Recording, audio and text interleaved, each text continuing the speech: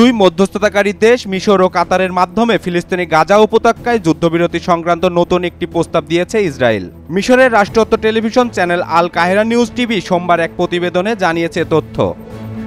গাজা উপত্যকার নিয়ন্ত্রণকারী গোষ্ঠী হামাসের কাছে ইতিমধ্যে প্রস্তাবনা পৌঁছেছে। গোষ্ঠীটির মুখপাত্র আবু জুহিরি জানিয়েছেন, তারা প্রস্তাবনা পর্যালোচনা করেছেন এবং যত শীঘ্র সম্ভব এই ইস্যুতে নিজেদের সম্ভাবনা জানাবেন গোষ্ঠীটির হাইকমান্ড। তবে সেই প্রতিক্রিয়া কেমন হতে পারে তা পুরোপুরি অনিশ্চিত, কারণ প্রস্তাবনায় এই প্রথমবারের মতো ইসরায়েল হামাসকে সম্পূর্ণ নিরস্ত্রকরণের দাবি জানিয়েছে। সেই সঙ্গে ইসরায়েলের পক্ষ থেকে বলা হয়েছে, হামাস যদি নিজেদের নিরস্ত্র করতে সম্মত হয় কেবল তাহলেই গাজায় যুদ্ধবিরতি ইস্যুতে গোষ্ঠীটির সঙ্গে পরবর্তী আলোচনা সেশন শুরু করবে ইসরায়েল।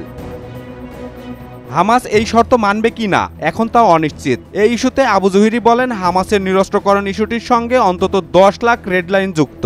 নতুন প্রস্তাব নিয়ে গোষ্ঠীটির হাইকমান্ড আলোচনায় বসবেন, দেখা যাক কি সিদ্ধান্ত নেন তারা। তিনি আরও বলেছেন যে হামাস যত শীঘ্র সম্ভব এই ইস্যুতে নিজেদের সিদ্ধান্ত জানাবে।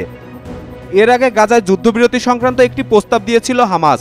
সেখানে গোষ্ঠীটির পক্ষ থেকে বলা হয়েছিল, ইসরায়েল যদি গাজা থেকে সব সেনা সরিয়ে নিতে সম্মত হয় তাহলে হামাসও গাজায় বন্দী সব ইসরায়েলি জিম্মিকে মুক্ত করে দিবে। তবে নিরাপত্তার অজুহাতে গাজা থেকে সেনা প্রত্যাহারে রাজি হয়নি ইসরায়েল, ফলে জিম্মিরাও মুক্তি পায়নি। গাজায় ইসরায়েলি বাহিনীর অভিযানে নিহত হয়েছিল 51,000-এরও বেশি ফিলিস্তিনি। এই নিহতদের 56% নারী ও শিশু।